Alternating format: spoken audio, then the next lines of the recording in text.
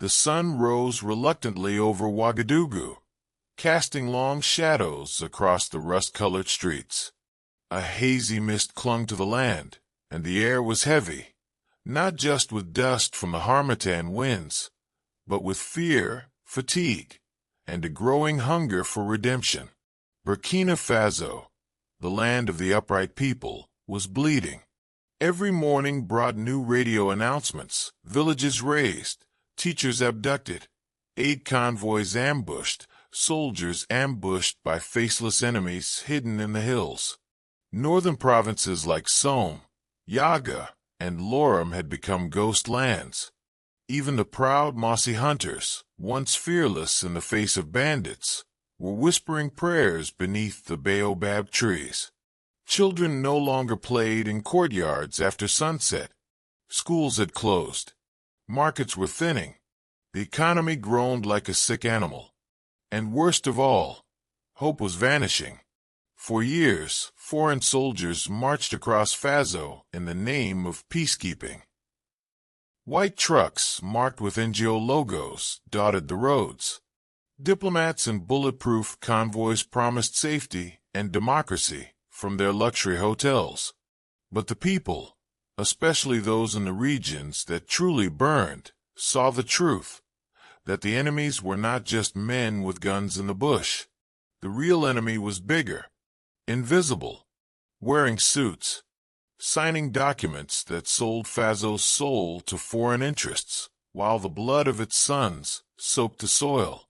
Behind polished podiums, puppet leaders told the world that Burkina Faso was stable, that elections would bring peace, that Western partners were helping. But in the trenches, in the refugee camps, in the cracked lips of widows, we all knew better. The nation didn't need another election. It needed a warrior, and that warrior had emerged quietly from the ashes of disappointment. Captain Ibrahim Traore, young, calculated, soft-spoken, yet thunderous when it mattered. Born in the sun-scorched heart of Bondakwi, Traore was not raised with the silk of politics, but with the fire of the people. His father was a cotton farmer, his mother a trader in the local market, who raised 6 children on profit no larger than a grain sack. He walked barefoot to school, studied by lantern light, and dreamed, not of riches, but of a Burkina that stood proud, unbowed. Those who knew him in his youth spoke of his sharp mind and iron will. Ibrahim didn't talk much, his old teacher once recalled. But when he did, even the birds listened. At the military academy in Ouagadougou, Traore was not just a student of warfare. He was a student of history. He studied Sankara like others studied scripture. He understood that a true leader must fight 2 wars, one against a bullet, and the other against betrayal from within. By the time he was deployed to the volatile north, he had seen the truth with his own eyes. Foreign drones circled overhead, while rebel convoys passed undisturbed. Reports of armed militants were buried by politicians afraid to offend international funders. Promises were made, then broken. Soldiers died, and their deaths were silenced.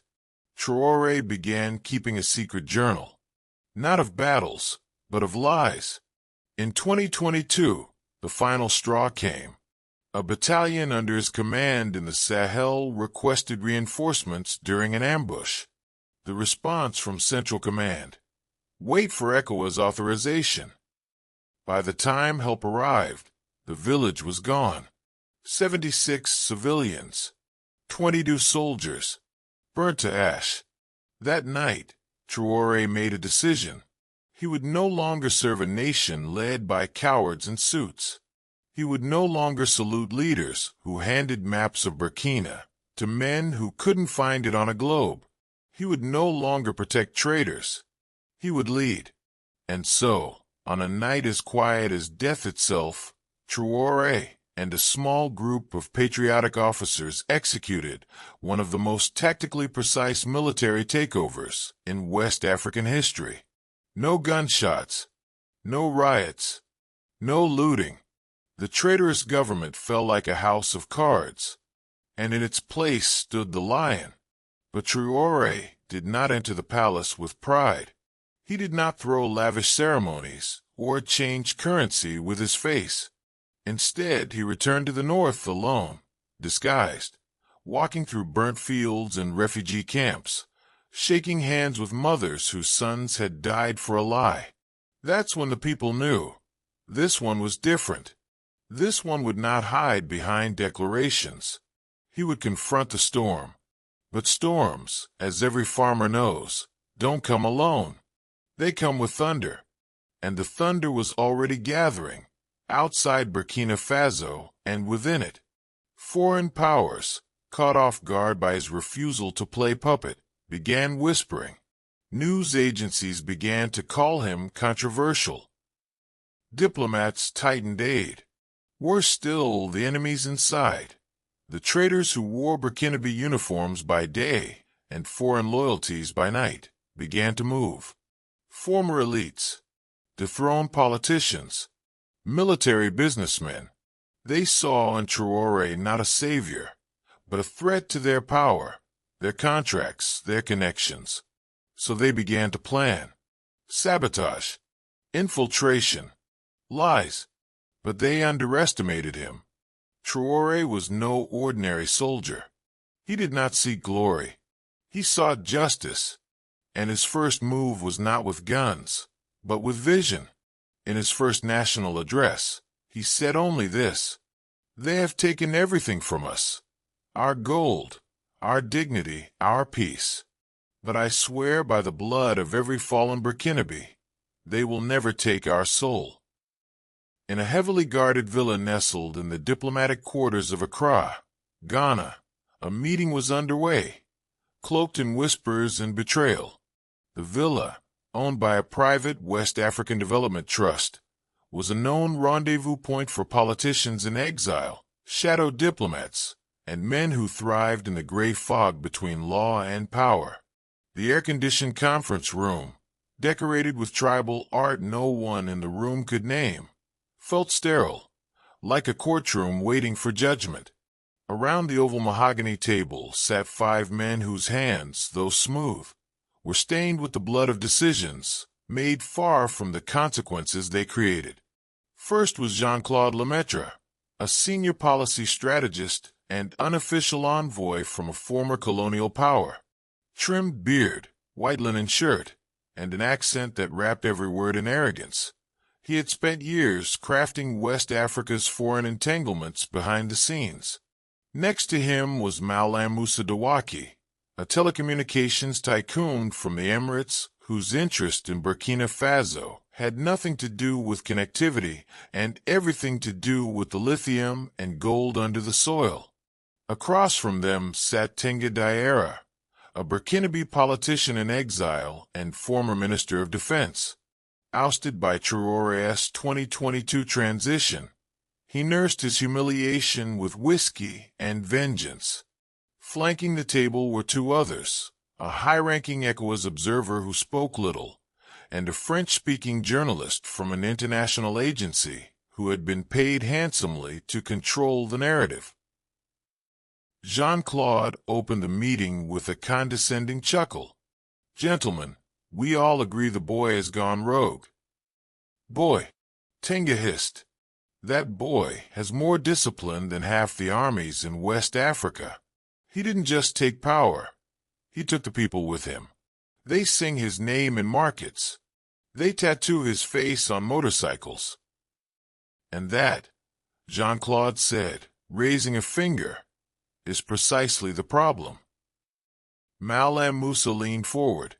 "I invested $14 million in exploration rights based on agreements with the previous government.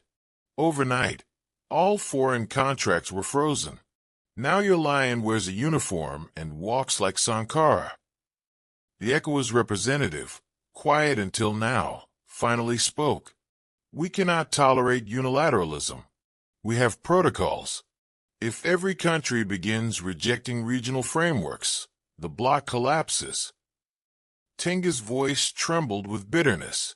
He dismantled our networks in 6 months, cut off our informants, froze accounts. Even my cousin was jailed for bribery. Jean-Claude tapped his tablet and spun it around. On the screen were 3 documents: a confidential plan labeled Operation Swan Noir, Operation Black Silk, a list of names within the Burkina military command structure, and a draft press release. "The plan is simple," he said. "We expose Traore as an extremist, link him to Russian mercenaries, to religious radicals, to anti-democratic forces. We use humanitarian language. Then we create a surge of violence in the north and blame his incompetence." He slid the second file forward. "The military destabilization phase begins in 3 weeks. Select officers and the Presidential Guard are already bought. We stage a failed protection mission during one of his visits, push panic into the capital, and declare emergency control under a Transitional Unity Committee." "And who chairs this committee?" asked the journalist with a smirk. Tenga Diarra raised his hand slowly. "For the love of Faso," he said, the irony unmissed. They laughed. But beneath their laughter was a darker truth. These were men who had profited from weak leadership, who feared a BurkinaFaso that stood tall. They didn't want Traore dead. They wanted him disgraced, humiliated, turned into a cautionary tale for any African leader who dared challenge the invisible empire. Jean-Claude stood and poured himself a drink. "Make no mistake, this isn't about Traore. This is about the precedent. If one captain can nationalize resources, reject foreign bases, and unite rural militias under a sovereign flag, others might follow. Mali, Guinea, Niger. The chain reaction would cripple our regional interests." Malam Musa nodded gravely. "This is business. Nothing personal." But it was personal. For Traore had done what no one expected. He had revived something long buried in West Africa: dignity. And so, under the cover of diplomacy and development, the plan was born. By the time the meeting ended, the storm was already rolling toward Faso. What the conspirators did not know, however, was that the walls around them had ears. At the edge of the villa compound, a young Ghanaian intern, her name Ose, had served them tea, moved quietly through the room, and smiled when spoken to. But Amma was not just a housemaid. She was the niece of a retired Ghanaian general, and a silent sympathizer of the Sahelian resistance network.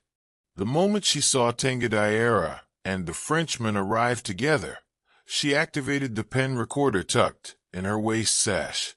3 hours later, the audio was transmitted via an encrypted network across the border to Ouagadougou, to a man who had already prepared for betrayal. Captain Traore listened to the recordings in silence from his desk in the presidential office.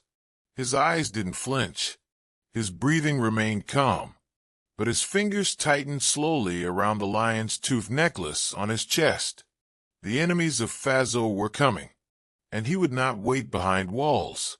He would meet them in the open, not with desperation, but with deliberate fire. The sun had barely touched the horizon when the war room inside the presidential palace stirred to life. Unlike the rest of the palace, which carried the echoes of colonial architecture and ceremonial pomp, the war room was built with simplicity and purpose.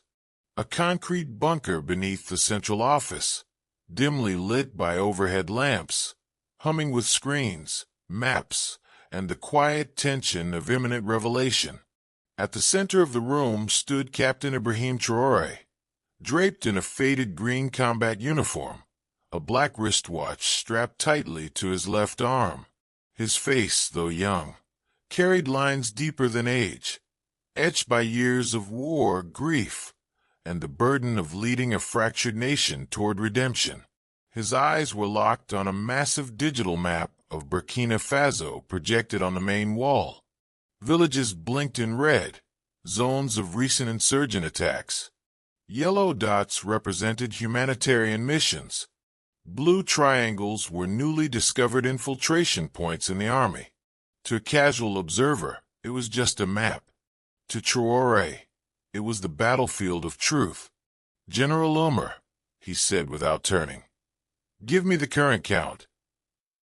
The man addressed, gray-haired, scar-faced, with the demeanor of a man who'd buried too many brothers, stepped forward with a tablet. 17 infiltrators confirmed, sir.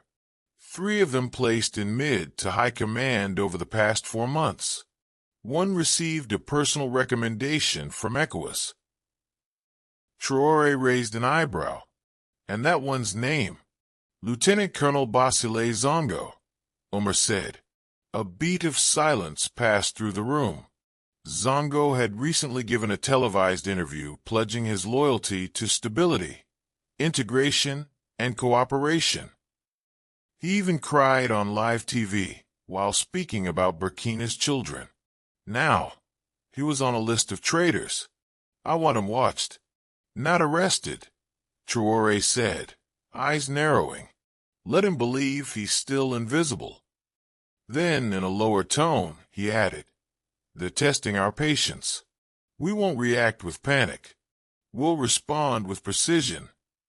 He stepped back and addressed the entire room. "It's not enough to protect the presidency. We must protect the spirit of Faso. These people, our people, have suffered enough lies. The enemy thinks our silence is ignorance. But it's not.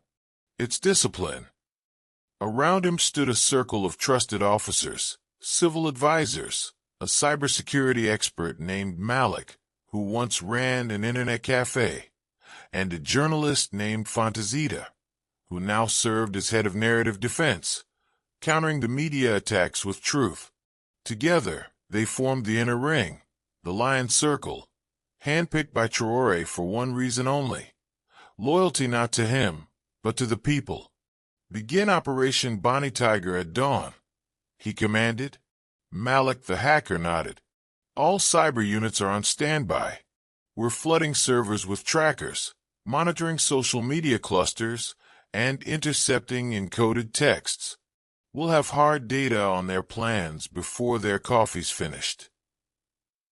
Fanta added, "We're prepping a national broadcast, but not as a speech. This time, we tell a story with proof. Names, voices, documents. We let the people see what's been done to them." Traore walked to a smaller table nearby. On it sat a tattered brown notebook, his personal journal from the battlefield. Inside were the names of soldiers who died waiting for reinforcements that never came. Their mothers' names, the villages they swore to protect, the betrayals that sent them to their deaths. "This war started with silence," he said quietly, "but it will end with voices. Their voices." He tapped the journal. "I won't be the president who ruled in comfort while mothers buried sons." Outside the war room, the city of Ouagadougou carried on with the illusion of calm. Motorcycles buzzed between vendors. Radios played reggae and griot tales. Children kicked old soccer balls in alleyways. But beneath the surface, the battle for Burkina Faso's soul raged. That same night, Traore made a surprise visit to a base near Djibo, wearing no ceremonial ribbons, no armored motorcade, just boots, a rifle, and a cap pulled low. The soldiers there didn't expect him. They were dirty, underfed, but determined. They stood and saluted as he entered. "At ease," he said, offering a crooked smile. One young soldier, barely 20, whispered, "Sir, why are you here? It's not safe." Traore knelt beside the boy. "Because you are here," he said. "And if I can't walk where you walk, eat what you eat, and carry what you carry, I don't deserve to lead." The men stared, disbelief written across their faces.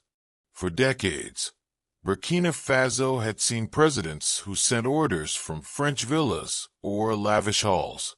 But this one, this Traore, walked the mud roads of the north, shaking hands with wounded fighters, comforting crying children, listening to old chiefs who told him, "We prayed for you before you were born."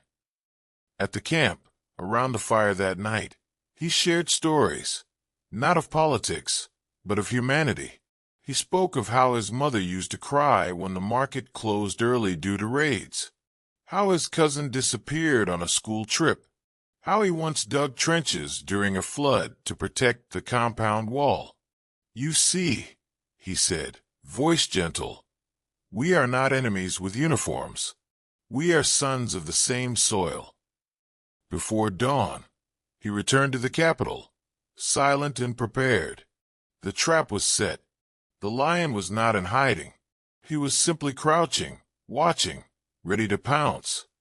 It began like any other Tuesday in Burkina Faso. In the quiet town of Tinkadogo, roosters crowed before sunrise. In Dori, shopkeepers were sweeping dust from their storefronts. In Gawa, school children adjusted their torn uniforms, clutching small plastic bags of boiled rice and beans. Radios crackled with early morning news, half-truths read with stale voices. Then, at exactly 8 a.m., every television, radio station, social media feed, and digital billboard in the country went black for 10 seconds and came back with fire. The screen lit up with a burning image of the map of Burkina Faso, glowing red from the north to the west. Then it zoomed out to show pins, dozens of them, representing foreign companies, military bases, and NGO compounds spread like invasive roots across the land. A deep voice rang out. "For too long, they have taken our gold, our dignity, and our peace. Today we speak." Then the broadcast cut to Captain Ibrahim Traore, standing not in a grand presidential office, but beneath a mango tree outside the palace, wearing a simple traditional Faso Dan Fani tunic and a lion's tooth necklace. Behind him stood no generals, no guards, just a blackboard and an easel with documents. "My people," he began, looking into the camera, "I come to you not as a ruler, but as your son, a brother, a soldier who has bled in the same mud as your children, who has buried his own in the dust of our betrayal." He paused. You could hear the wind in the leaves. "What I'm about to show you," he continued, "is not just evidence. It is truth. It is the shadow that has lived among us, feeding on our fear. Today, we drag that shadow into the sun." He stepped aside, revealing a large board pinned with photographs, names, and classified intelligence. A trained analyst would have noticed how meticulously it was arranged. A villager with no education would still understand what it meant. Traitors. Audio clips played. Recordings from the villa in Accra. The same secret meeting where foreign strategists, exiled politicians, and economic parasites plotted to disgrace him. One voice declared, "We don't kill him. We expose him, isolate him, and let the people turn on him." Another replied, "We push panic in the north, then claim ECOWAS intervention is necessary." The crowd watching in Ouagadougou gasped. In Kaya, a trader dropped her basket of mangoes. In Bobo Dioulasso, a teacher paused his chalk mid-sentence and turned up the volume. The next slide showed financial documents, millions of CFA francs wired to local media houses, army officers, and NGO operatives. The money trail led to foreign embassies, offshore accounts, and companies with names like Green Horizon Mining Ltd. And West Unity Telecom. Each document had names, dates, signatures. Traore's voice returned. "You were told they came to help us. You were told they were bringing democracy, education, and peace. But what they brought," he said, his eyes blazing now, was debt, division, and death. Then came the final blow. A grainy video appeared on screen. It showed a convoy of armed men unloading crates from a humanitarian aircraft, bearing the logo of a well-known European relief organization. Only, the crates weren't food. They were weapons. The voice of a captured mercenary played over the footage. We were told to pose as aid workers. Our orders came from Abidjan. We were to infiltrate the northern provinces and create enough chaos for intervention to be justified. The room went still. Then Traore returned, standing tall. "I will not call for war," he said. "I call for awakening. You, sons and daughters of Faso, you are the guardians of this land. The government will not fight alone. This is your fight too." He raised a fist. "Let the world see. We are not property. We are not pawns. We are BurkinaFaso, and we will decide our destiny." The transmission ended. What followed across the nation was not chaos, but clarity. Markets shut down, not in panic, but in protest. Women marched barefoot with calabashes on their heads, singing liberation songs. Men in villages formed community watches with machetes and sticks. Students painted murals of Traore, slaying a many-headed serpent labeled IMF, ECOWAS, terror, betrayal. In Ouagadougou, spontaneous rallies broke out. Church bells rang. Mosques echoed with supplications for the captain's protection. Social media exploded. Hashtags like #FasoLibre, #LionofBurkina, and #Traore told us the truth trended across Africa. Even in neighboring Mali and Niger, youth organized solidarity marches. Videos surfaced of former soldiers in Ghana and Guinea pledging allegiance to the new African vanguard. And in Paris, Washington, and London, there was silence, confusion, scrambling.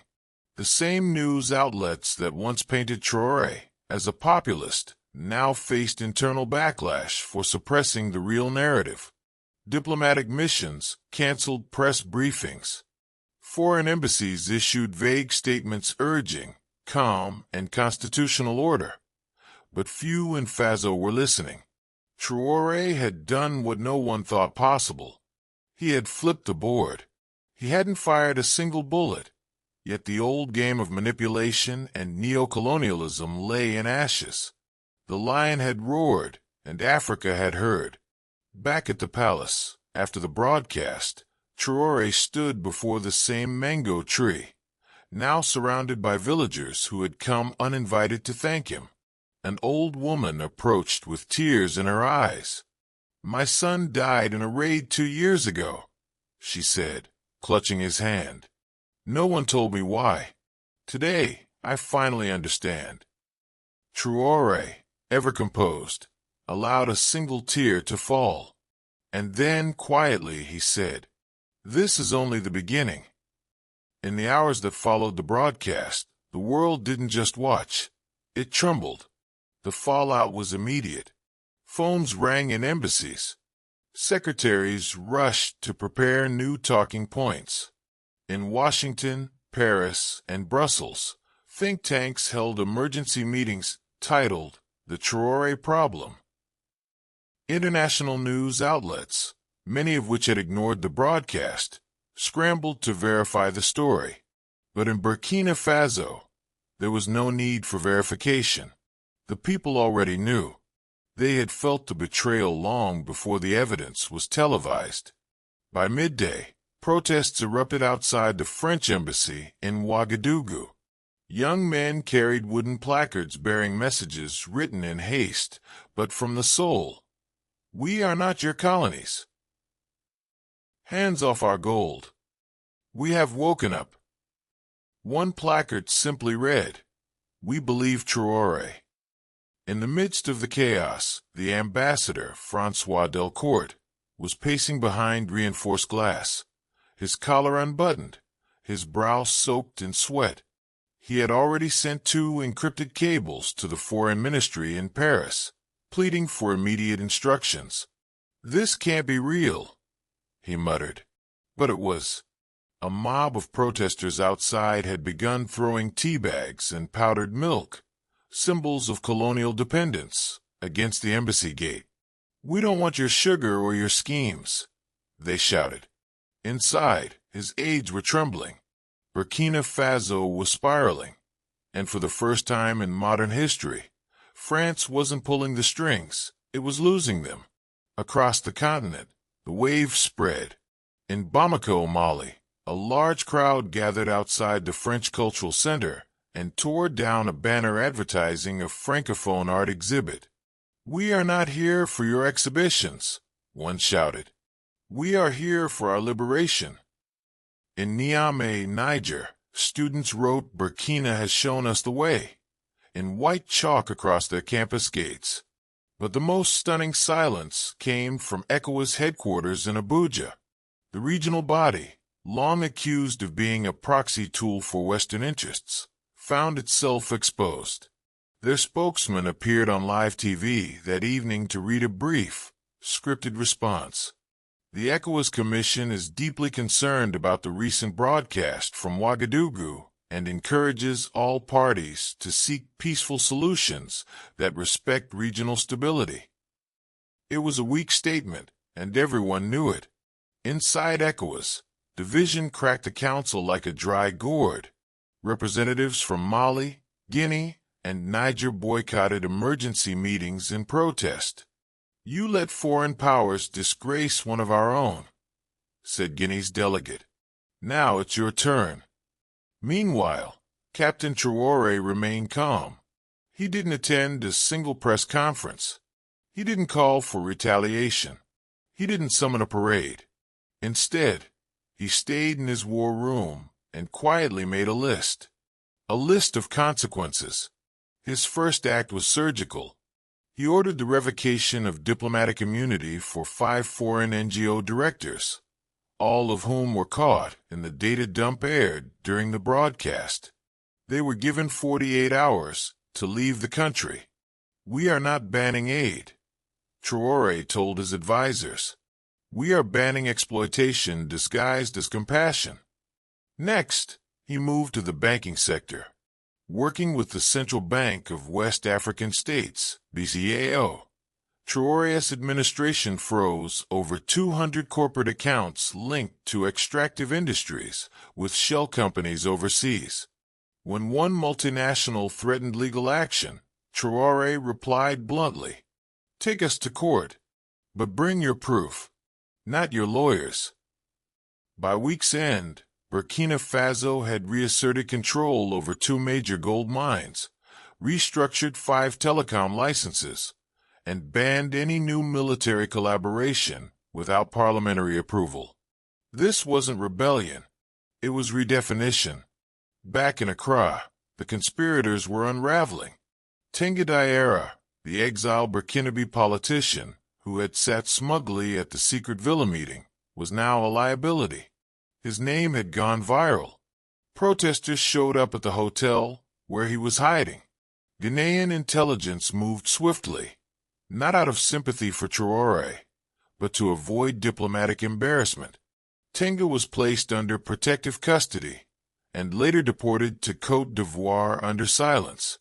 Jean-Claude Lemaitre, the French operative, tried to flee Ghana under a diplomatic alias. But Ama Ose, the same intern who had leaked the villa meeting, had anticipated it. She alerted Ghana's defense ministry, providing passport scans and security footage. Jean-Claude was intercepted at Kotoka International Airport, his suitcase stuffed with burner phones and coded notes. The French Foreign Ministry disavowed him immediately. He was acting independently, they claimed, but the damage was done. And then, in a move no one expected, Traore reached out directly to the Ghanaian president, thanking him publicly for defending truth against sabotage. It was the kind of diplomacy that embarrassed those who tried to frame him as a warmonger. He wasn't closing Africa's doors. He was cleaning its hallways. And in the streets of Ouagadougou, something remarkable began to happen.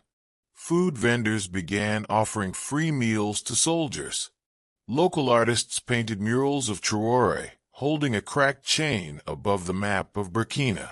Youth started weekly cleanup campaigns, sweeping streets and repainting faded schools. This was more than patriotism.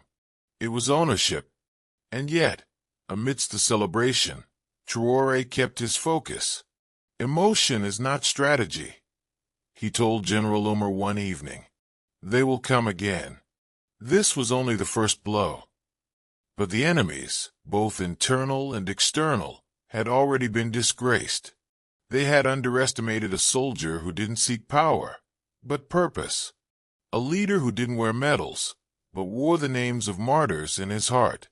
A man who understood that the most dangerous weapon in the world is a people who know the truth. And now Burkina Faso was armed. The winds of victory had barely settled when the enemy changed its face. Having failed to disgrace Captain Traore through lies and diplomatic sabotage, the hidden architects of chaos activated their most ruthless card, terror by proxy. Just 2 weeks after the national broadcast, coordinated attacks erupted in Somme, Yaga, and Udalan provinces. Not just one, but 6 villages were simultaneously struck by heavily armed fighters. Markets were burned, water pumps destroyed, clinics set ablaze. Elderly men were executed in the town square of Teteo. Women were dragged from their homes, accused of collaborating with the military. The pattern was clear. This was no spontaneous rebellion. This was a funded, well-planned campaign. These were not rebels seeking change. They were mercenaries acting under shadow contracts, masquerading as jihadists, bandits, or local resistance groups. Each attack was designed to destabilize the northern region and provoke national panic. And right behind them came the voices of certain media outlets, both local and international, suddenly reactivated. Traore losing control. Burkina's fragile north under siege again. Time for ECOWAS to intervene. The coordination was unmistakable, but the captain was ready.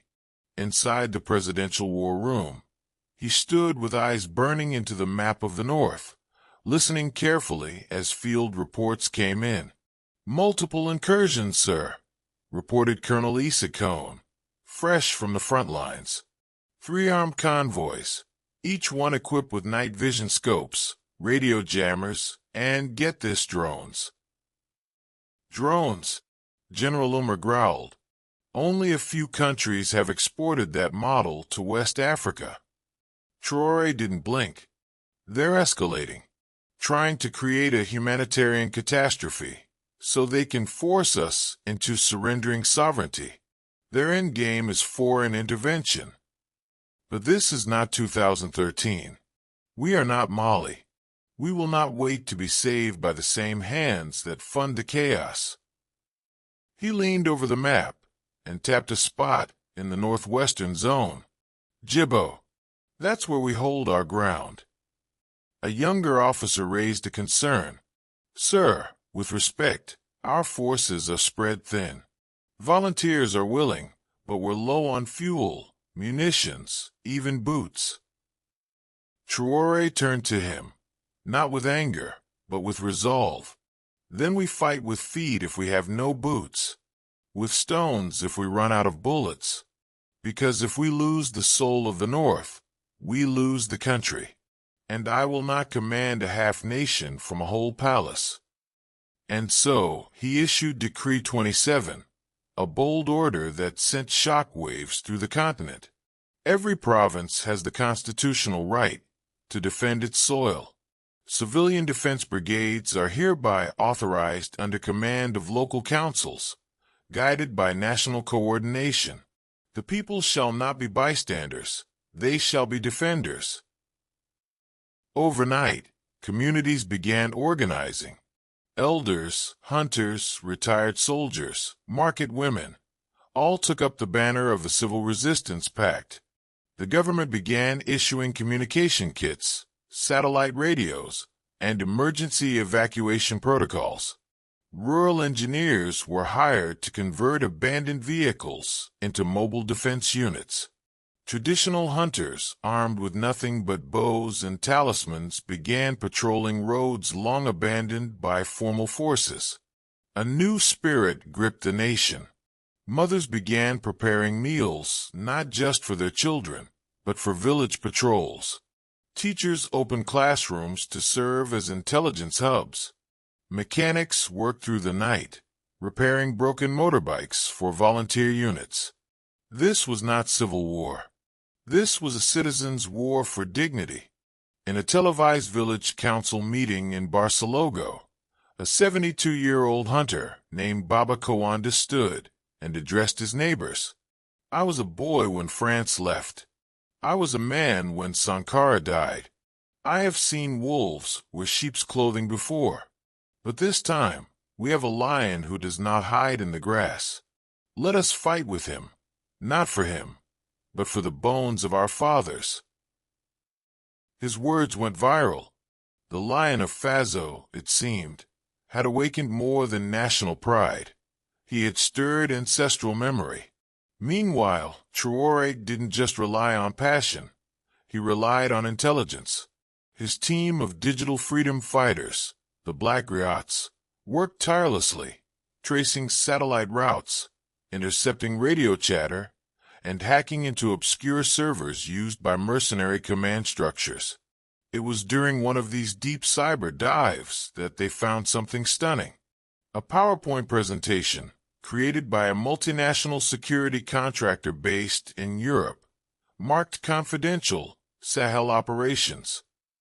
Slide 4 read: Goal: restore manageable leadership in Burkina Faso by Q3 2025. Step 1. Control destabilization of outer provinces. Step 2. International peacekeeping call. Step 3. ECOWAS-assisted regime transition. The presentation had logos, client lists, budget estimates. It was undeniable proof that what was happening in the north wasn't a grassroots rebellion.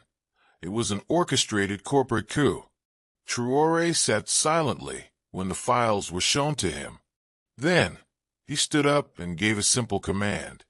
Leak it to the world, but let the people see it first.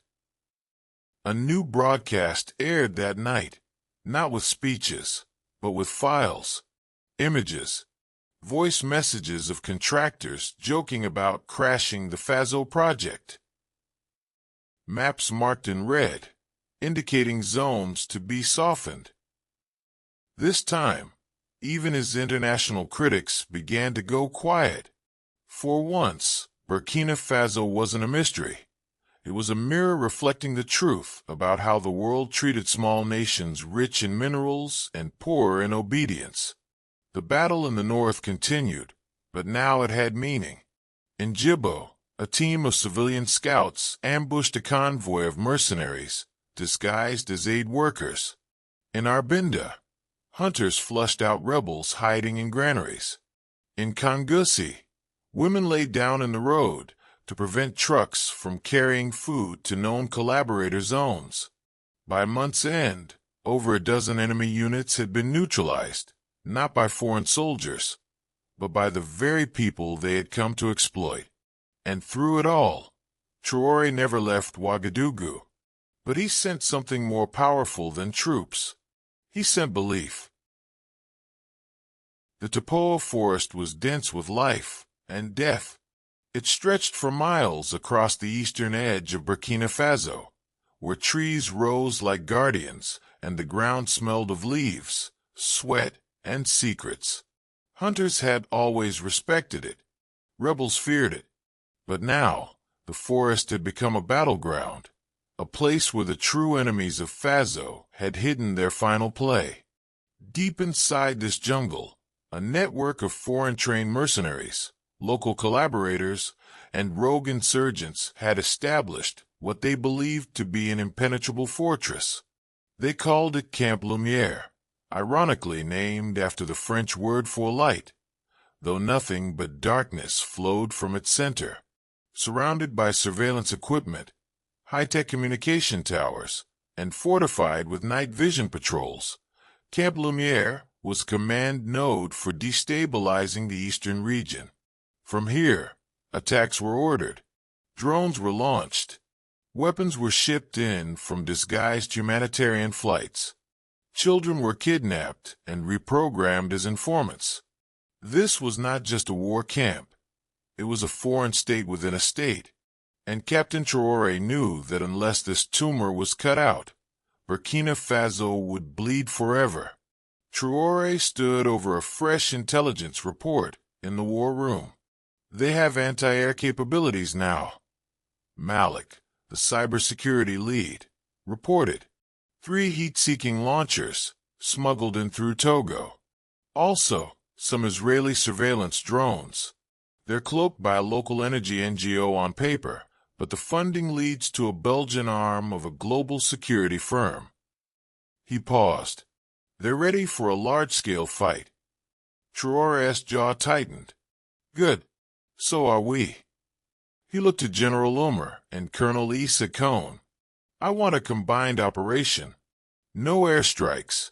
We can't afford civilian casualties. Use the terrain. Use their arrogance. Let them think we're weak. Umar nodded. I'll assemble the mobile strike unit. We'll need support from the Jongolo volunteers. Traore turned to Malik. Jam their comms. They rely on tech. We'll cut it off. Then, he made a decision that shocked his commanders. I'm going in with you. Captain, Umar protested. This war isn't fought from behind a desk, Traore said. If our people die in these forests, I'll walk them myself. The plan was bold and terrifying. At dusk, Traore, Umar, Issa, and a specially trained battalion moved silently through the thickets of Tapoa, navigating by whispers and animal calls. No radios, no headlights, just muscle memory and ancestral instinct.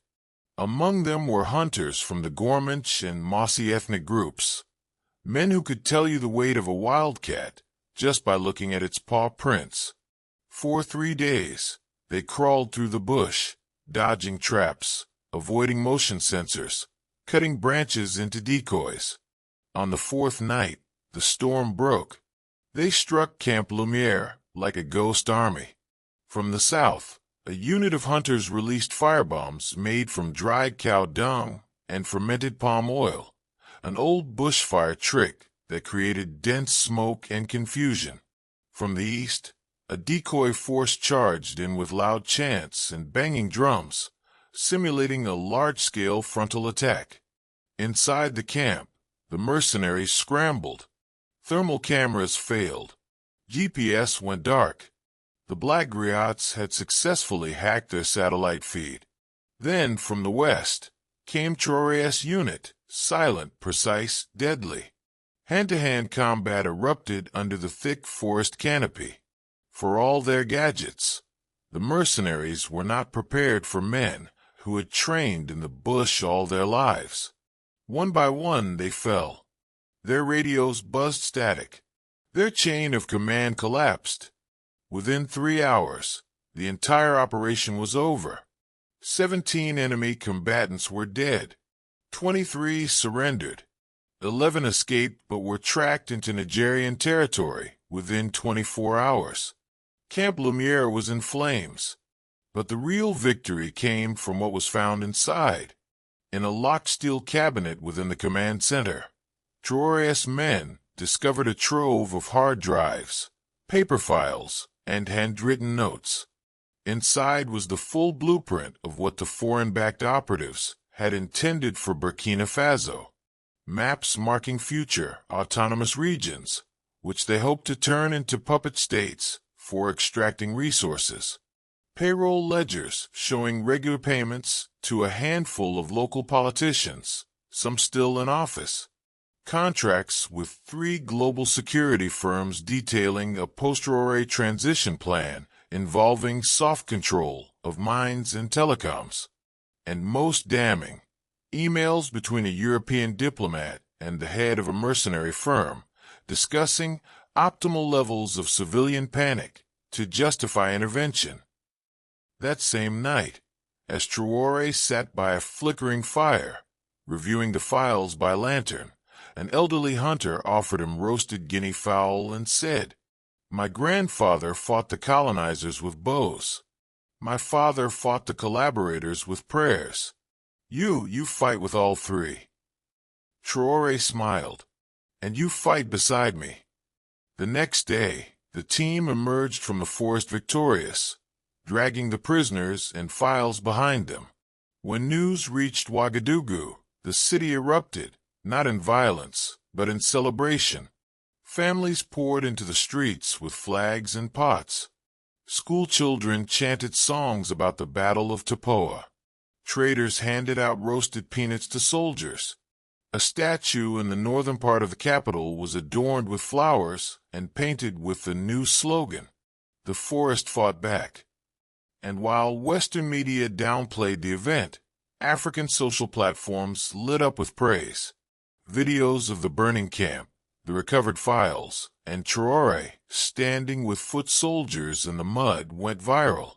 Burkina Faso wasn't just surviving, it was winning, with no foreign armies, no foreign direction, just grit, unity, and a captain who had turned the forest from a hiding place for evil into a monument of national will.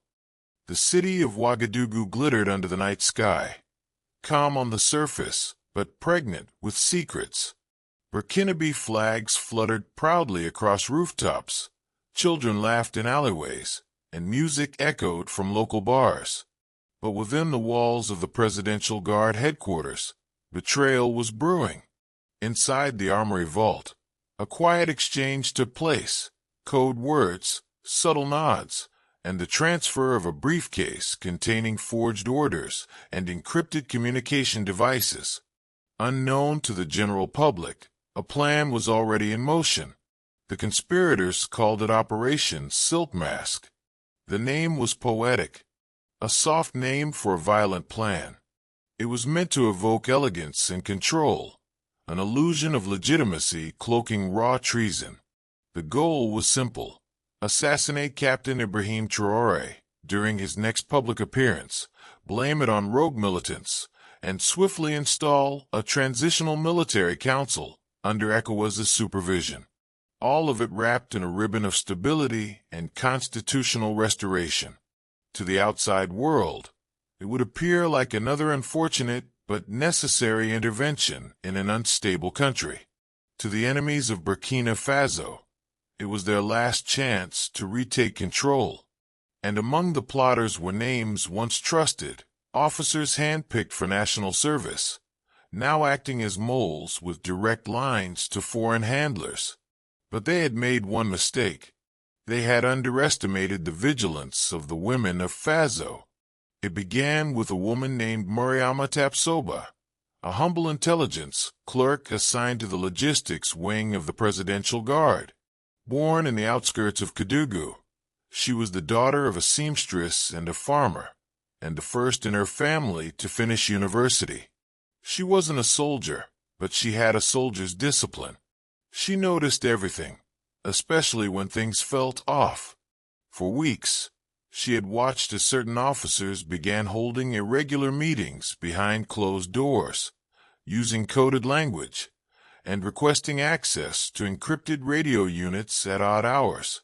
Then, one night, while serving tea in a restricted planning meeting, she heard the words that changed history.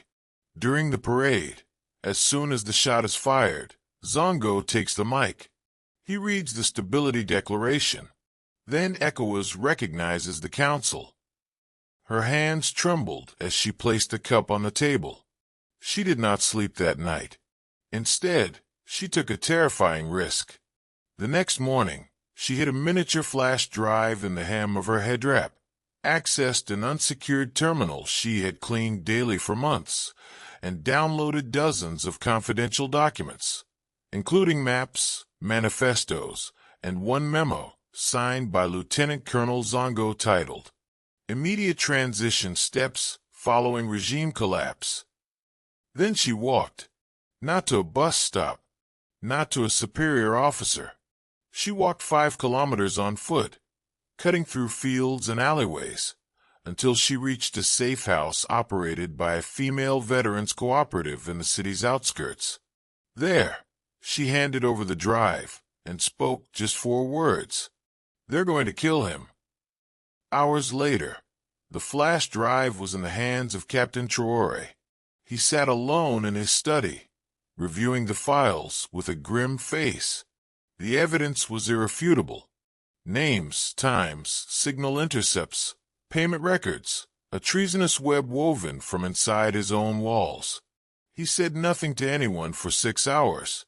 Then, just before midnight, he summoned General Umar.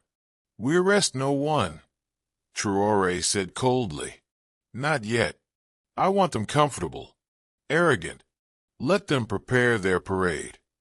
"But, sir, they've already picked their day. Let them walk onto the stage they've built." He paused. "Then we turn on the lights." The day of the public ceremony arrived, an official unveiling of the newly repaired National Unity Monument, scheduled to be broadcast live across the country. The square was filled with thousands of citizens, soldiers, and dignitaries. Traore's enemies smiled quietly among the crowd, believing their moment had come. Lieutenant Colonel Zongo stood just behind the podium, dressed immaculately, hand resting on a folded declaration. Cameras rolled. The world watched. Then Traore stepped to the microphone, calm, focused, unshaken. "My brothers and sisters," he began, "this is a day of remembrance, but also of revelation." He paused and signaled with his left hand. Suddenly, the large digital screen behind the stage flickered and began to play a video montage. First, images, photographs of meetings held in secret barracks, forged documents bearing ECOWAS letterheads, satellite images of private aircraft landing at night in Yendi. Then came the audio. Zongo's voice. "We'll move at the start of the anthem. Traore won't finish his second sentence. Once he's down, the boys secure the media booth." The crowd gasped. Murmurs rippled through the audience, like wind through dry grass. Traore's voice returned. "Every name involved in this plot is known. Every transaction. Every betrayal. And here's the best part. This entire broadcast is being transmitted not just here, but across every military base in the country." Cameras panned to soldiers in the crowd. All eyes were on Zongo. He tried to run, but didn't make it 2 steps before being tackled by his own men. Within seconds, 8 officers were arrested, including 2 high-ranking internal operatives who had smiled at Traore just moments before. The people roared, not just with cheers, but with relief. They had almost lost their protector, and he had turned the trap into theater. Traore raised a hand for silence. "The enemy is not only at our borders," he said. "Sometimes it sleeps in our house. But in this house, truth has eyes, and the people are the light." He looked directly into the camera. "To those watching from abroad, we see you. We've always seen you." The aftermath was swift. Zongo and his collaborators were court-martialed in a public trial broadcast live, with full transparency.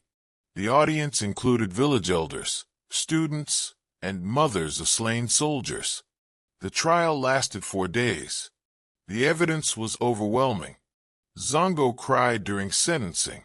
It was the end of a shadow war, but the beginning of a brighter era. Mariama Tapsoba received the Order of the Stallion, the nation's highest honor, from Captain Traore himself. When asked how she found the courage to act, she simply replied, "I didn't want to be the woman who served tea to history," and said nothing. It began with a whisper, then a rhythm, then a roar. By dawn the next morning, After the exposure and arrest of the conspirators behind the failed coup, the streets of Ouagadougou transformed into something never seen in recent Burkinabe history. Not a protest, not a riot, not a military parade. It was a people celebration, raw, organic, unstoppable. Vendors gave out food for free. Men abandoned their shops to carry handmade flags. Market women, fierce and proud, sang in chorus with street drummers. Grandmothers raised calabashes of millet beer in toasts. Schoolchildren climbed poles, waving signs that read, "The Lion lives. We are awake now.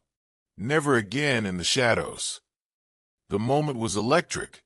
In every direction, color burst from buildings, red, green, and gold painted on cheeks, banners fluttering from rooftops, graffiti murals of Captain Ibrahim Traore drawn like a folk hero, towering above monsters labeled IMF, corruption, and traitors.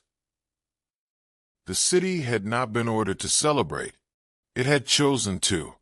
Traore, in his usual quiet way, did not appear immediately. He watched the city from the roof of the palace, standing beside General Umar and Mariama Tapsoba, both still fresh from the whirlwind of war and survival. "This is not about me," he said, his voice soft against the wind. "This is what truth sounds like when it breathes." Umar laughed gently. "It sounds like a revolution." "No," Traore replied. "It sounds like healing." Below, groups from across the country began to arrive.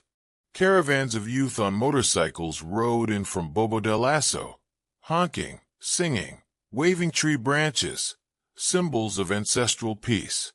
Villagers from Kaya and Dori carried baskets of groundnuts and fowl as offerings.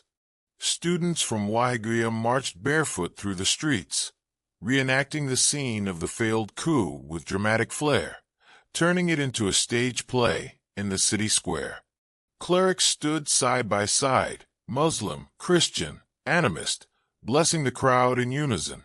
One imam shouted, "Who protects the land?" And the crowd answered as one voice, "The people do." One pastor followed, "Who defends the people?" "Traore does." Even the skeptical were moved. Foreign journalists, initially hesitant to cover the story honestly, now found themselves in awe. CNN, Al Jazeera, BBC.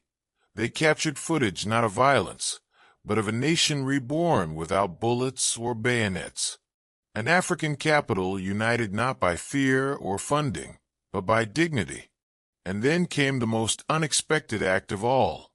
Traore issued a national call for reflection, inviting the presidents of neighboring West African countries to a unity summit, not in Geneva, New York, or Abuja, but in a small town once broken by terror. Dori. The world blinked. Dori? The place that had been a ghost town just months earlier? Yes, it was intentional. "This is where we almost lost everything," Traore declared in a statement. "So this is where we must build everything." The invitation was not printed on gold leaf. It was handwritten, translated into 5 local languages, and hand-delivered by youth ambassadors, trained by volunteer civil groups. Only 4 leaders accepted the invitation. The president of Mali, a military man who had once faced the same external pressure. The president of Guinea, whose administration was battling similar misinformation campaigns. The president of Niger, newly emboldened by Burkina Faso's resistance. And a surprise attendee, the Prime Minister of Togo, representing his nation's quiet pivot away from manipulation. They arrived in Dori to no red carpets, no motorcades, just rows of wooden stools under a massive baobab tree, its bark marked with scars of age and resistance. There were no microphones, just voices. No national anthems, only drums and hand claps. No luxury cuisine, just rice, goat meat, and calabash water served by smiling elders. It was the most African summit ever held, and perhaps the most powerful. Here, without foreign advisers whispering in their ears, leaders spoke plainly. They discussed trade deals that didn't involve third parties, border cooperation built on trust, common currency proposals independent of external banking systems, shared security patrols without foreign troops. And when Traore spoke, he didn't read from paper. He looked each man in the eye and said, "We are not poor because our land lacks gold. We are poor because we sell our land for paper promises. That ends now. Let Burkina Faso be the fire, but let West Africa be the flame." By the end of the summit, a joint declaration was signed, calling for the removal of all unnecessary foreign military installations, a new Sahelian defense alliance formed by Africans for Africans, regional media cooperation to counter propaganda and misinformation. They called it the Traore Pact, and in the weeks that followed, the name spread like gospel. Back in Ouagadougou, the celebrations continued for days. Local artists carved new statues, depicting a lion not alone, but walking side by side with the people, a symbol of the new philosophy. Not hero worship, but shared stewardship. Traore refused any proposal for a larger palace. He declined the naming of a major road after him, and when offered a gold scepter by a delegation of chiefs, he gave it to a young orphan who had lost both parents in the insurgency. "Power means nothing if it cannot free a child," he said. And so Ouagadougou roared, not in pain, not in panic, but in power, in hope, in truth. A capital, once on the brink of implosion, had become a capital of African courage. And as the sun set behind the baobab trees, it was clear that this roar would echo far beyond Burkina Faso. It would echo across a continent and shake the world awake. It did not end with a bullet. It ended with a pen. The final disgrace of Burkina Faso's enemies was not written in blood but in policy. A single document, drafted with intent, forged in fire, and signed not behind closed doors, but before the eyes of the people. They called it the Sovereignty Act of Faso. On the morning it was announced, the world held its breath. Inside the modest legislative hall in Ouagadougou, members of parliament, many of whom had once bowed to foreign ambassadors, stood tall, dressed in native attire, not Western suits. The chamber buzzed not with politics, but with purpose. Captain Ibrahim Traore entered the chamber with no bodyguards, no ceremonial fanfare. He carried only a folder, worn at the edges, and it were the pages that would shatter what centuries of exploitation had built. When he stepped to the podium, the room went silent. "My people," he began, "we have fought in the bush. We have fought in the media. We have fought with our voices and our dead. But now we fight in the law, and that is the final battlefield." Then he unfolded the Sovereignty Act and began to read. Its contents were simple but revolutionary. Clause 1. All foreign mining contracts not audited within 90 days will be declared null and void. Burkina Faso's mineral wealth belongs to its people, not corporations in Geneva, Dubai, or Paris. Clause 2. No foreign military base may operate on Burkinabe soil without public referendum and full civilian oversight. All foreign intelligence operations must declare intent or vacate the territory within 30 days. Clause 3. A new Sovereign Resources Council shall be established, comprised of elected chiefs, youth representatives, and local engineers to manage extraction, distribution, and environmental oversight. Clause 4. Any political party or organization found receiving undeclared foreign funds shall be immediately dissolved and its members barred from public office for 10 years. Clause 5. All future foreign aid shall be transparent, audited, and negotiated publicly. We will not sell silence for rice. By the time he finished reading, some lawmakers were in tears. Outside, thousands gathered to listen by radio and loudspeakers. Market women fell to their knees in prayer. Youths hugged each other. Old warriors raised their fists skyward. The act passed with a unanimous vote. It was signed at 12:04 p.m., and by 1 p.m., the world reacted. In Paris, the Foreign Ministry issued a cold, clipped statement. We are disappointed by the unilateral direction taken by BurkinaFaso. This decision will have consequences. In Washington, analysts called the act an erosion of democratic norms. But in Africa, the reaction was different. In Mali, Guinea, Niger, and even parts of Ghana, crowds erupted in cheers. Hashtags exploded across social media. Hashtag Faso first. Hashtag sovereignty is our oil. Hashtag Traore taught us. Burkina Faso had become more than a country. It had become a movement. But even as applause echoed through the continent, the enemies of Faso made one last desperate attempt. 3 foreign corporations, all backed by political donors from Europe and the Gulf, filed lawsuits in international court, demanding billions in compensation. One even threatened to sanction Burkina Faso's gold exports through the global financial system. They expected capitulation. Instead, they got silence. Traore never responded. Not with statements, not with apologies. He simply redirected gold exports through newly formed African commodity exchanges, bypassing legacy systems entirely. Within weeks, Mali, Guinea, and Niger joined the network. The sanctions failed, and the corporations, once kings of backdoor diplomacy, were forced to negotiate openly, in public forums, with no hidden clauses. The illusion had been destroyed. The puppet strings had been cut.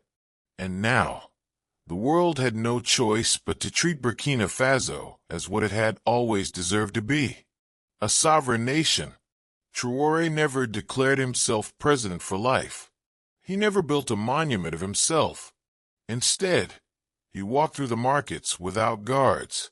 He visited schools where children learned about resistance, not as a bloody chapter, but as a birthright. He made unannounced visits to mining sites to speak with local workers, ensuring reforms were not just signed, but seen. When asked by a journalist how he would like to be remembered, he said only, as the man who returned the soil to its people. Nothing more.